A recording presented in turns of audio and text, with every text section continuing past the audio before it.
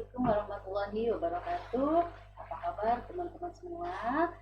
Semoga pada hari ini selalu ada yang keadaan sehat walafiat. Baik, untuk siang ini kita akan sharing perihal mata kuliah personal development. Nah, teman-teman tentunya pasti teman-teman bertanya gitu ya, apa sih kita harus belajar tentang PD? Sebetulnya salah satunya adalah guna memaksimalkan semua potensi yang ada di dalam diri sehingga teman-teman dapat menjadi pribadi yang luar biasa, dapat beradaptasi dengan semua lingkungan dan menjadi pribadi-pribadi yang unggul di antara kompetitor-kompetitor yang ada saat ini, begitu ya. Oke, baik itu. Nah, sekarang coba kita masuk ke dalam kepribadian. Itu kan tidak jauh dari yang namanya ada karakter gitu ya. Nah, sekarang coba masuk ke dalam karakter. Di sini secara etimologis karakter itu berasal dari bahasa Latin yakni karakter, Yunani karakter membuat tajam dan membuat dalam, bahasa Inggris juga karakter, bahasa Indonesia karakter. Itu secara etimologis. Pokoknya kalau membahas tentang karakter, intinya berawal dari bahasa Latin. Gitu ya teman-teman ya. Baik, kita masuk nih. Kalau begitu, apa sih itu karakter gitu ya? Karakter itu sebetulnya, ini menurut Doni gitu ya, sebuah gaya, sifat, ciri maupun karakteristik yang dimiliki seseorang yang berasal dari pembentukan ataupun tempaan yang didapatkannya melalui lingkungan yang ada di sekitarnya. Berarti karakter itu adalah ciri khas dari seseorang yang memang didapatkan melalui lingkungan yang ada di sekitarnya. Itu menurut Doni. Atau bisa juga dikatakan bahwasanya yang namanya karakter itu adalah keadaan yang ada di dalam diri individu seseorang yang membedakan antara dirinya dengan orang lain. Baik, sekarang coba kita gali. Di sini jelas sekali disebutkan bahwasanya karakter itu adalah keadaan yang membedakan antara satu orang dengan yang lainnya. Sekarang coba kita cari apa sih pembedaannya, apa yang membedakan satu orang dengan yang lainnya. Di sini ternyata pembeda satu orang dengan yang lainnya itu terdiri dari 3 hal yang membedakan teman-teman dengan saya gitu, atau dengan yang lainnya gitu ya. Yang pertama itu adalah biologis. Apa itu biologis? Biologis itu adalah keadaan jasmani, genetik, dan lain-lain itu biologis. Jadi pasti antara satu dengan yang lainnya secara biologis itu beda ya. Nah, berikutnya selain biologis ada sosial. Sosial itu apa sih kira-kira? Sosial itu adalah orang-orang yang berada di sekitar kita. Mulai dari yang terdekat, keluarga, teman, lingkungan, dan lain-lain. Itu sosial. Nah, kalau berbicara kebudayaan nih, kira-kira kebudayaan apa sih teman-teman gitu ya? Kebudayaan itu cenderung lebih masuk kepada yang namanya adat istiadat, terus tradisi seseorang, tinggi rendahnya kemampuan seseorang, itu pun yang disebut dengan kebudayaan. Jelas ya teman-teman ya? Saya ulang, yang membedakan satu orang dengan yang lainnya itu terdiri dari 3 hal. Biologis itu bisa jadi genetik, keadaan jasmani seseorang itu biologis. Kalau sosial itu bisa oleh lingkungan sekitar, teman, keluarga, lingkungan. Kebudayaan itu bisa adat istiadat, tradisi, bahkan kemampuan seseorang, tinggi rendahnya kemampuan seseorang itu kebudayaan gitu ya. Jadi itu pembeda satu dengan yang lainnya. Baik, sekarang kita masuk nih, apa perbedaan antara karakteristik dengan kepribadian? Apa perbedaannya? Baik, di sini perbedaannya adalah kalau karakteristik itu cenderung lebih kepada perilaku seseorang dan itu cenderung relatif permanen. Itu karakteristik. Jadi perilaku seseorang yang cenderung itu bersifat relatif permanen kalau karakteristik ya. Dan ketika orang tersebut berinteraksi dengan lingkungan yang dilandasi dengan pengetahuan tentang moral, bagaimana seseorang mempertanggungjawabkan kehidupannya kepada Tuhan, itu karakteristik. Ya, jadi perilaku seseorang relatif permanen ketika dia berinteraksi, dan atau juga bagaimana seseorang itu bertanggung jawab kepada Tuhannya. Sedangkan kepribadian itu sejumlah karakteristik sifat yang muncul dalam perilaku tanpa adanya penilaian moral. Jadi sekedar deskripsi aja nih kalau kepribadian. Contohnya, Angga, seorang yang memiliki kepribadian itu dia pemarah, ada yang pemalu, tahan uji, tahan banting misalkan. Itu kepribadian seseorang.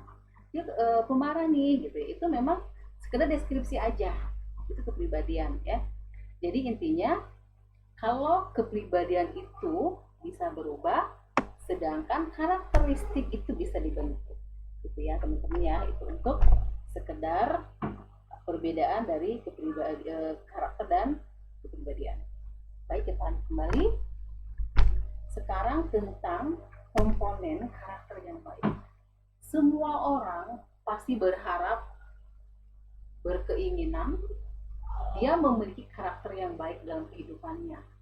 Nah sekarang kira-kira komponen apa aja sih yang dikatakan orang itu memiliki karakter yang baik? Komponen of good character. Yang pertama adalah pengetahuan moral, kesadaran moral tentang pengetahuan nilai moral, penentuan perspektif, ya, pemikiran moral ini udah, pengambilan keputusan, pengetahuan pribadian sama perasaan moral. Itu yang disebut dengan komponen of good character. Ya, kita lanjut saja. Nah, sekarang aspek emosi yang harus mampu dirasakan oleh seseorang untuk menjadi manusia berkarakter. Apalagi di era digitalisasi zaman sekarang ini cenderung orang lebih ada kalanya submisif dengan lingkungan sekitar, dia lebih sibuk dengan kehidupannya sendiri gitu loh. Makanya upayakan aspek emosi ini harus mampu dirasakan oleh seseorang supaya kita semua teman-teman ini menjadi manusia-manusia yang berkarakter. Kira-kira apa saja aspeknya? Di sini jelas sekali. Hati nurani, harga diri, empati, mencintai hal-hal yang baik saja, kendali diri, sama kerendahan hati. Nah, di sini aspek-aspek inilah yang mampu, yang harus teman-teman lakukan atau ya untuk menjadi manusia yang berkarakter. Kerendahan hati ini juga diperhatikan, terus empati, kita peduli dengan lingkungan sekitar kita. Jangan sampai kita menjadi orang-orang yang tidak bersosialisasi karena cenderung sibuk dengan urusan kehidupannya masing-masing. Tetap kita empati kepada orang itu ya. Baik, kita lanjutkan kembali. Sekarang masuk ke nilai-nilai karakter yang harus ditanamkan. Nah, itu untuk nilai ini, yang pertama itu religius, jujur, toleransi, disiplin, kerja keras, kreatif, mandiri, demokratis, dan rasa ingin tahu. Tentunya untuk hal rasa ingin tahu ini ya sifatnya yang positif. Jadi jangan hal-hal yang memang cenderung akan menjadi bumerang di kehidupan kita suatu hari nanti. Tetap just to know-nya itu adalah hal-hal yang sifatnya positif, gitu ya. Baik, kita lanjutkan. Coba sekarang kita masuk ke dalam pendidikan karakter. Mungkin teman-teman berpikir, kenapa sih kita perlu belajar tentang pendidikan karakter ini, gitu ya. Nah, di sini jelas sekali bahwasanya pendidikan karakter itu adalah salah satu tindakan yang disengaja untuk membentuk seseorang supaya dia mampu memahami memperhatikan dan untuk melakukan etika. Karena karakter itu kan bisa dibentuk gitu ya. Jadi sehingga teman-teman, pendidikan karakter itu jelas sekali dia tindakannya itu disengaja untuk membantu seseorang supaya dia mampu memahami, memperhatikan dan untuk melakukan etika. Ya, teman-teman, itu yang disebut dengan pendidikan karakter menurut Thomas. Kita lanjutkan. Kira-kira sekarang kita masuk ke dalam tujuan pendidikan karakter. Tujuannya apa kira-kira? Coba kita lihat. Nah, kita di sini jelas bahwasanya tujuan dari adanya pendidikan karakter adalah untuk membentuk pribadi supaya menjadi manusia yang baik, warga masyarakat dan warga negara yang baik.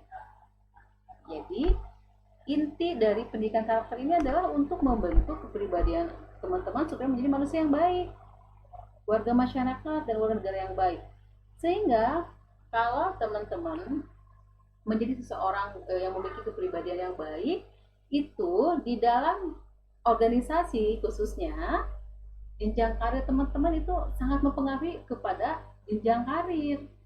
Jika teman-teman kepribadiannya enak, mudah beradaptasi, empati terhadap orang, toleransi terhadap orang, sehingga tidak menutup kemungkinan saat adanya penilaian kinerja, performance appraisal, teman-teman justru akan cepat untuk jenjang karirnya akan mungkin lebih cepat dibanding teman-teman yang tidak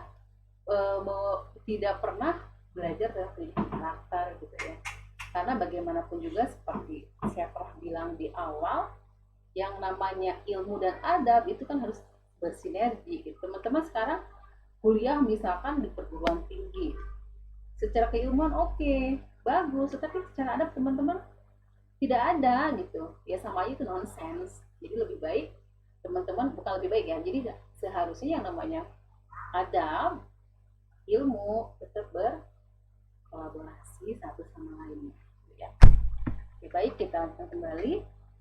Nah, selain itu juga tujuan pendidikan karakter ini adalah untuk membentuk penyempurnaan diri individu secara terus-menerus dan melatih kemampuan diri untuk ke arah hidup yang lebih baik. Jadi di sini terus kita practice to be a good people. Jadi bagaimana kita terus belajar menjadi manusia yang lebih baik terus-menerus ya. Karena yang namanya belajar itu tidak ada batas waktu, usia. Jadi kapanpun, anywhere, anytime kita bisa belajar tentang ilmu. Itu untuk pendidikan, tujuan pendidikan karakter. Kita lanjut kembali. Sekarang masuk ke dalam fungsi pendidikan karakter.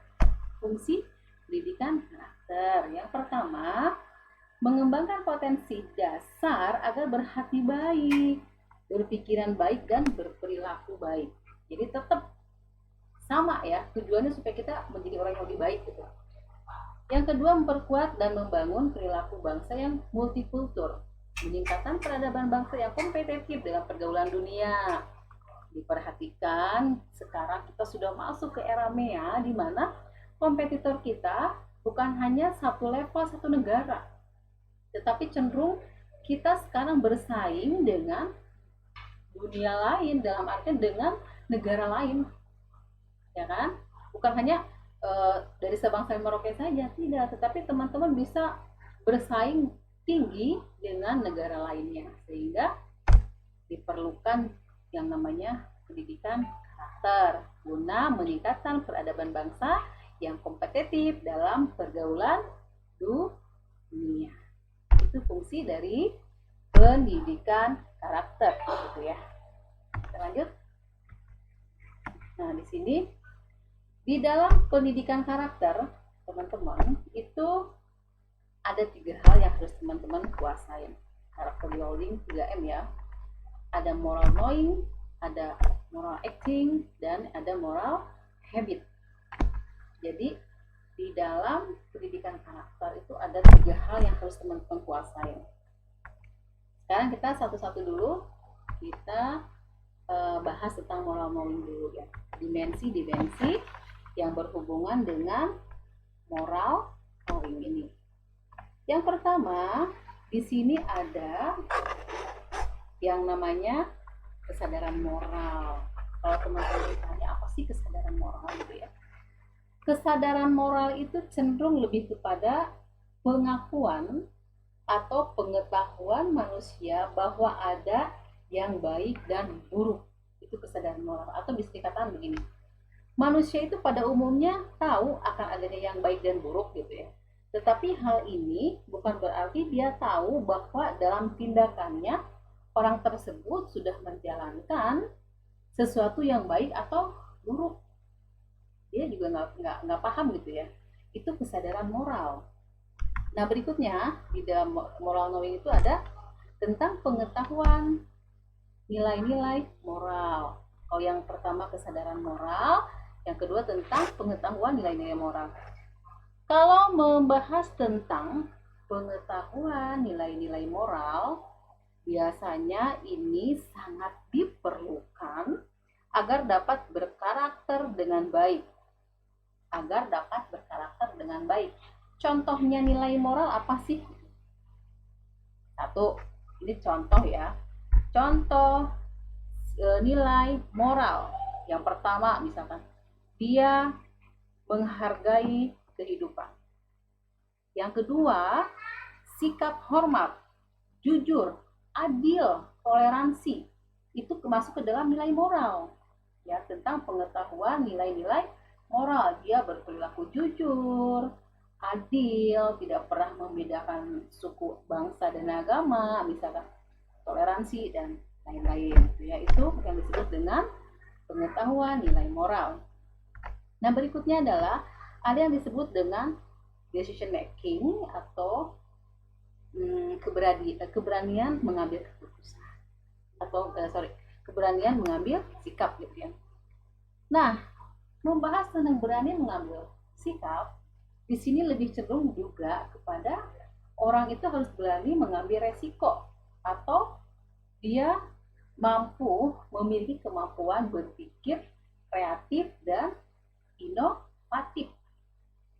Itu yang disebut dengan keberanian mengambil sikap. Jadi berani mengambil resiko, dia memiliki kemampuan berpikir kreatif dan inovatif. Itu yang disebut dengan decision making. Nah, berikutnya ada juga yang disebut dengan logika moral atau moral reasoning. Kalau logika moral ini biasanya kan, apa sih itu logika gitu ya? Logika itu ilmu, kecakapan menalar, berpikir dengan tepat logis. Itu logika. Kalau moral, tindakan yang memiliki nilai positifnya. Jadi sebuah tindakan yang memiliki nilai positifnya. Contoh, membuang sampah pada tempatnya. Itu moral, gitu ya. Yang disebut dengan moral. Nah, kita lanjutkan kembali. Di sini ada tentang penentuan sudut pandang, ada juga pengenalan diri. Nah, untuk pengenalan diri ini, kira-kira apa sih gitu ya? Sebetulnya pengenalan diri ini adalah cara untuk membentuk konsep diri. Jadi untuk membentuk konsep diri, persepsi seseorang terhadap dirinya sendiri baik secara fisik, psikis ataupun moral. Jadi dia cara membentuk konsep diri, yaitu untuk pengenalan dirinya. Baik, kita lanjutkan kepada moral feeling. Tadi kan ada 3 ya, moral knowing, feeling, dan acting yang terakhir. Nah, sekarang kita moral feeling dulu nih. Moral feeling itu apa sih? Jadi selain dari dia secara pengetahuannya oke, yang tadi sudah dibahas, dia juga memiliki moral feeling nih. Jadi penguatan aspek emosi peserta didik untuk menjadi manusia berkarakter. Jadi ingat, ini yang harus teman-teman dipahamin gitu ya, bahwasanya moral feeling ini sangat penting. Jadi penguatan aspek emosi peserta untuk atau teman-teman untuk menjadi manusia yang lebih berkarakter. Contoh gini, jika berbuat tidak mencontek, berbuat jujur tidak mencontek gitu ya, menumbuhkan rasa bersalah, malu dan tidak empati atas tindakan mencontek. Jadi kalau teman-teman misalkan ada yang mencontek gitu ya, itu akan menumbuhkan rasa bersalah. Ya, berbuat tidak jujur, maksudnya ini adalah berbuat tidak jujur ya. Ini berbuat tidak jujur, bukan jujur tidak, kebalik. Berbuat tidak jujur, misalkan mencontek, itu akan menumbuhkan rasa, kok saya rasa bersalah ya, ih saya malu, ih kok saya gak enak ya, karena saya mau bohongin diri sendiri gitu. Itu yang disebut dengan moral feeling. Jangan sampai udah melakukan sebuah kesalahan, contohnya mencontek, tapi teman-teman merasa uh, apa ya, tidak ada masalah gitu loh, everything it's okay gitu. Padahal udah jelas mencontek, dia mendapat nilai yang bagus karena dia mencontek. Nah ini disebut dengan moral feeling. Jadi berbuat tidak jujur, bisa mencontek tadi gitu ya, itu untuk contoh moral feeling. Nah sekarang kita masuk di moral feeling ini, bentuk-bentuk sikap yang harus dirasakan oleh peserta didik khususnya dalam hal moral feeling. Di sini jelas banget ya, ada hati nurani, ada self esteem, harga diri, ada empati, merasakan penderitaan orang lain, loving the good, mencintai kebenaran, self control, pengendalian diri, ada juga kerendahan hati. Itu yang disebut dengan moral feeling, bentuk-bentuk sikapnya yang harus dirasakan oleh teman-teman gitu ya. Ada hati nurani, harga diri, ada empati, ada self control, ada mencintai kebenaran, dan kerendahan hati. Baik, kita lanjut. Nah sekarang, selain yang tadi moral knowing, moral feeling, ada moral action. Apa itu moral action? Di sini moral action itu adalah cenderung kepada bagaimana atau pengetahuan moral dapat diwujudkan dalam tindakan yang nyata. Bukan hanya NATO, no action toh only, tetapi cenderung lebih kepada tindakan nyatanya seperti apa. Jadi misalkan di sini jelas sekali ada perbuatan atau tindakan moral yang merupakan hasil outcome dari dua komponen tadi. Jadi dari pertama moral knowingnya dia sudah bagus, moral feelingnya oke, jelas itu adalah ada yang disebut dengan moral action ya, tindakan nyatanya seperti apa gitu. Jadi memang saling berkaitan, bersinergi satu sama lainnya gitu ya. Oke, setelah moral action di sini ada. Nah, sekarang di dalam moral action pun itu terdiri dari explorally ya, mendorong seseorang dalam perbuatan yang baik. Jadi cara mendorong orang seseorang dalam perbuatan yang baik itu dalam hal moral action itu ada 3. Kompetensi, ada will, keinginan, dan ada habit, kebiasaan. Nah sekarang kompetensi kita bahas nih. Kompetensi, apa itu kompetensi? Kompetensi itu teman-teman sering mendengar ya, oh iya dia bekerja nih tapi tidak sesuai kompetensinya misalnya. Jadi kompetensi itu adalah kemampuan yang dibutuhkan untuk melakukan pekerjaan yang dilandasi oleh pengetahuan, keterampilan, dan sikap dalam bekerja. Itu kompetensi ya. Yang kedua adalah keinginan. Udah tahu teman-teman keinginan itu apa ya. Dan yang ketiga itu adalah habit. Habit itu apa? Kebiasaan. Jadi kalau membahas kebiasaan itu apa ya? Kebiasaan itu sesuatu yang memang sudah biasa dikerjakan. Contoh bagi yang muslim, sholat itu habit. Kebiasaan, karena sesuatu yang memang itu sudah rutin, biasa kita kerjakan. Itu ya yang disebut dengan moral action. Competence, will, and habit. Oke. Nah, moral action tadi sudah dijelaskan ya. Nah, sekarang kita masuk ke dalam metode dalam implementasi pendidikan karakter. Jadi di dalam metode implementasi pendidikan karakter itu ada metode percakapan, ada metode kisah, metode perumpamaan, metode keteladanan, dan terakhir adalah metode kebiasaan. Ini metode-metode dalam implementasi pendidikan karakter. Nah, di sini aja. Nah, sekarang apa sih faktor? Faktor ya. Faktor yang mempengaruhi keberhasilan pendidikan karakter. Di sini yang pertama adalah insting, naluri. Ya, naluri adalah faktor yang akan mempengaruhi keberhasilan pendidikan karakter. Yang kedua adalah ada kebiasaan, ada keturunan, dan lingkungan. Jadi itu adalah empat hal ini yang merupakan faktor-faktor yang akan mempengaruhi keberhasilan dari sebuah pendidikan karakter. Ya, itu untuk insting, adat, keturunan, dan lingkungan. Oke, baik, terima kasih teman-teman. Untuk materi hari ini saya akhiri sampai di sini. Jika ada yang mau bertanya, nanti kita masuk ke WA grup saja. Saya akhiri sampai di sini ya. Assalamualaikum warahmatullahi wabarakatuh. Terima kasih.